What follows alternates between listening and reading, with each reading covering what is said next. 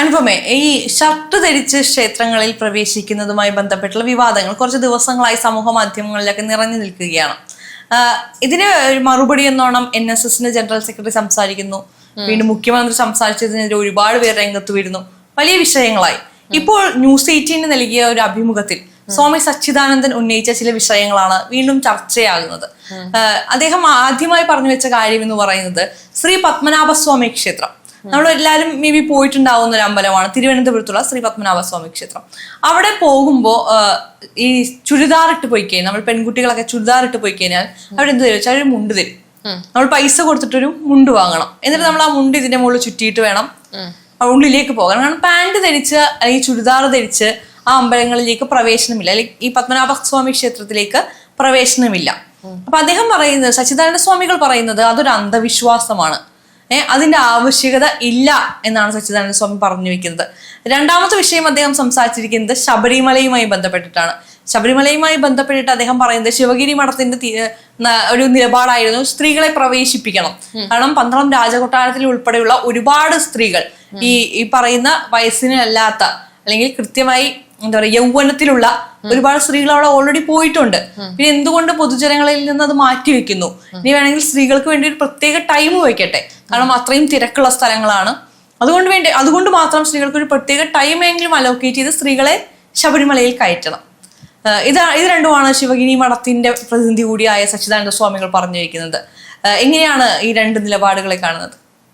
ഒന്നാമത്തെ പത്മനാഭസ്വാമി ക്ഷേത്രത്തിന്റെ കാര്യം എന്ന് പറഞ്ഞു കഴിഞ്ഞാൽ അവിടെ ഇപ്പൊ അങ്ങനെ മുണ്ടുടുപ്പിച്ചൊക്കെ കയറ്റേണ്ട ആവശ്യകത എന്താണെന്നുള്ളത് ഞാനും കുറെ ചിന്തിച്ചു നോക്കിയ. ഒരു തവണ ഞാനും ആ അമ്പലത്തിൽ ദർശനം നടത്താൻ പോയപ്പോ ഈ ഒരു കാര്യം അവര് പറഞ്ഞു, ഇങ്ങനെ മേലിൽ മുണ്ടുടുത്ത് പോകണം. ഞാൻ ഒരു കുർത്തിയും ഒരു പാൻറ്റും ഇട്ടിട്ട് പോവാൻ നിന്ന്. അപ്പൊ അങ്ങനെ പറഞ്ഞപ്പോ എനിക്ക് ഭയങ്കര മടുപ്പായി. ഞാൻ ചിന്തിച്ചതെന്ന് പറഞ്ഞു കഴിഞ്ഞാൽ, ഞാൻ അങ്ങനെ അതിന്റെ മുകളിലൊരു മുണ്ടെടുത്തു കഴിഞ്ഞു കഴിഞ്ഞാൽ എവിടെയാണ് ദൈവത്തിന് എന്താണ് അവിടെ ഒരു ചേഞ്ച് വരാൻ? അതിന് കൃത്യമായ മറുപടി തന്നിരിക്കുന്നതാണ് ഹിന്ദു ഐക്യവേദി പറഞ്ഞിട്ടുണ്ട്.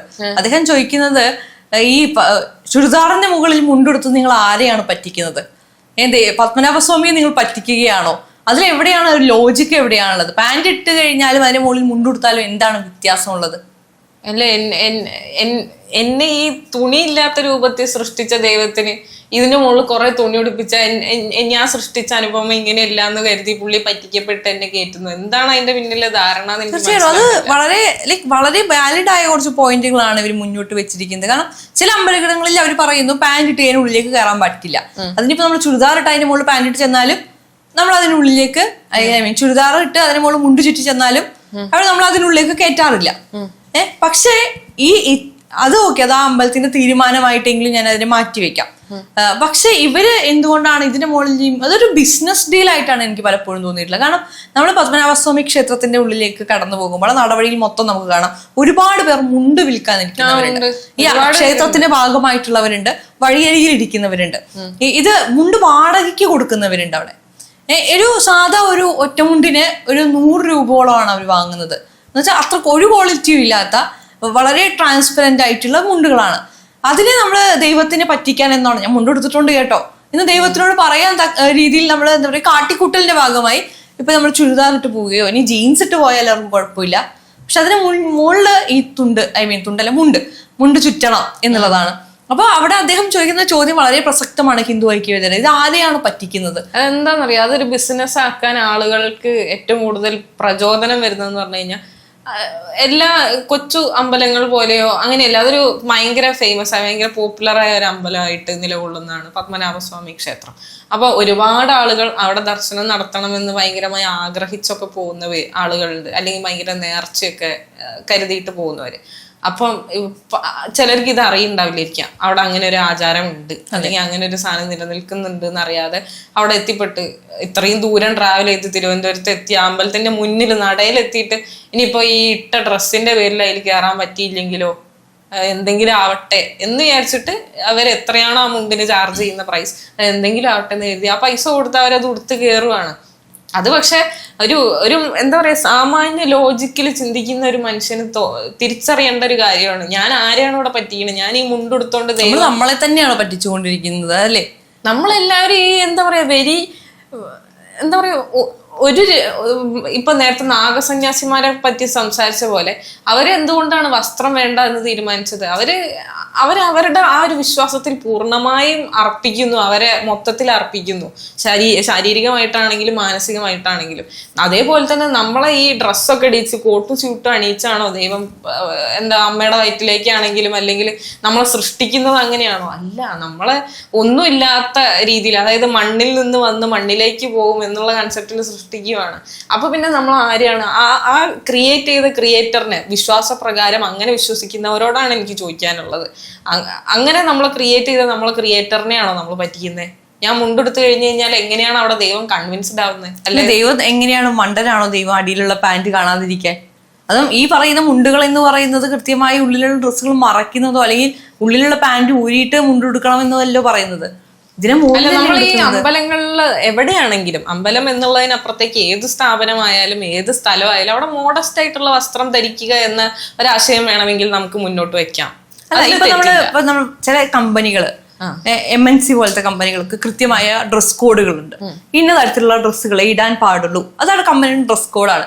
സോ ഈ അമ്പലങ്ങളെ നമ്മളൊരു ഇൻസ്റ്റിറ്റ്യൂഷനായി കാണുകയാണെങ്കിൽ ശരി, അവർക്കൊരു ഡ്രസ് കോഡുണ്ട്. സാരി അല്ലെങ്കിൽ ചുരിദാർ പാന്റ് ധരിച്ച് അമ്പലത്തിലേക്ക് കയറെടുത്ത് അതൊക്കെ അതൊരു ഡ്രസ് കോഡാണ്. അതിന് നമ്മൾ പൂർണ്ണമായി എന്തുകൊണ്ട് അങ്ങനെ ചെയ്യുന്നു എന്നുള്ള വലിയൊരു ചോദ്യം അവിടെ നിൽക്കുന്നുണ്ട്. പക്ഷെ സ്റ്റിൽ നമുക്ക് അതിനെ അംഗീകരിക്കാം. പക്ഷെ ഇത് ഇവിടെ ചുരിദാറിട്ട് കയറാൻ പാടില്ല, വേണമെങ്കിൽ നിങ്ങൾ ആ ചുരിദാറിന്റെ മുകളിൽ മുണ്ടെടുത്തോളൂ, ആ പറയുന്ന ഭാഗത്ത് നമുക്ക് അംഗീകരിക്കാൻ സാധിക്കില്ല. ഇപ്പൊ പണ്ട് ഗുരുവായൂർ അമ്പലത്തിലേക്ക് നമുക്ക് ചുരിദാറിട്ട് കയറാൻ സാധിച്ചിരുന്നില്ല. പിന്നീട് കൃത്യമായി ദൈവപ്രശ്നം വെച്ച് അവിടുത്തെ തന്ത്രിയുമായി കൂടിയാലോചിച്ച് ദൈവത്തിന്റെ ഇഷ്ടം എന്താണെന്ന് മനസ്സിലാക്കി അതിനെ കൃത്യമായി റീഫോം ചെയ്തവരാണ്. ദൈവം എന്നാണ് പറഞ്ഞത് എനിക്ക് ചുരിദാറിട്ട സ്ത്രീകളെ കാണണ്ട, അല്ലെങ്കിൽ ചുരിദാറിട്ട സ്ത്രീകളെ കണ്ടാൽ ഞാൻ പ്രകോപിതനാവും അല്ലെങ്കിൽ മറ്റെന്തെങ്കിലും ആവും എന്ന്. അത് ഓരോ വിശ്വാസങ്ങളെയാണ്, അതിന് നമുക്ക് ചോദ്യം ചെയ്യാൻ പറ്റില്ല എന്നുള്ളതാണ്. കാരണം എല്ലാതും അൾട്ടിമേറ്റ്ലി ഒരു വിശ്വാസം. അതിനെ ചോദ്യം ചെയ്യാൻ പറ്റില്ല എന്ന് പറയുന്നിടത്ത് അതേ ആളുകളാണ് ഇതിനെ പ്രോത്സാഹിപ്പിക്കുന്നത്. അതുകൊണ്ടാണ് ആചാരം ഇപ്പോഴും അവിടെ നിലനിൽക്കുന്നത്. അല്ല, ഞാൻ പറയട്ടെ, അങ്ങനെയാണെങ്കിൽ ഇപ്പോ ശബരിമലയുടെ കാര്യം നമ്മൾ വീണ്ടും സംസാരിക്കേണ്ടി വരും. എന്തുകൊണ്ട് സ്ത്രീകൾ അവിടേക്ക് പോകുന്നില്ലെന്ന് സംസാരിക്കേണ്ടി വരും.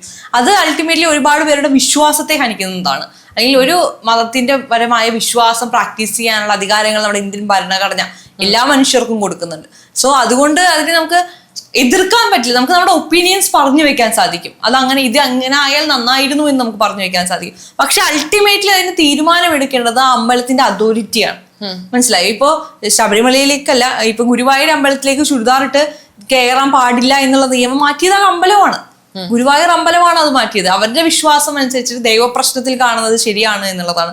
ദൈവത്തിന്റെ ഇഷ്ടം എന്താണെന്നുള്ളതാണ് ദൈവപ്രശ്നം കാണിച്ചു തരുന്നത് എന്നാണ് പറയുന്നത്.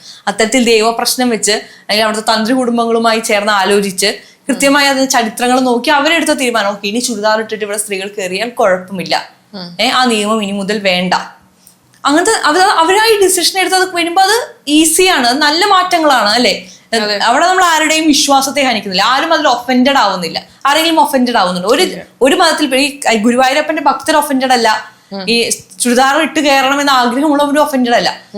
ഭക്തന്മാരെ സംബന്ധിച്ച് ഓക്കെ, ദൈവത്തിന് അത് ഇഷ്ടമാണ് അല്ലെങ്കിൽ ദൈവത്തിന് അത് ഓക്കെയാണ്, എന്നാൽ ചെയ്തോട്ടെ, ആ ഒരു രീതിയിലേക്കാണല്ലോ. അല്ലാതെ ഇപ്പൊ മുഖ്യമന്ത്രി പറയുകയാണ് നാളെ മുതൽ ഗുരുവായൂർ അമ്പലത്തിലേക്ക് എല്ലാവരും ചുരിദാർ ഇട്ട് പോട്ടെ, അല്ല പൊക്കോട്ടെ എന്ന് പറഞ്ഞു കഴിഞ്ഞാൽ അവിടെ ഈ വിശ്വാസികൾ ഒഫൻഡഡ് ആവും.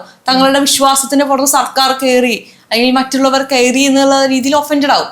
പക്ഷെ ഇവിടെ അത് ഒഫൻസ് ഇല്ല, കാരണം ദൈവം തന്നെ തീരുമാനിച്ചതായിട്ടാണ് അവർ അതിനെ എടുക്കുന്നത്.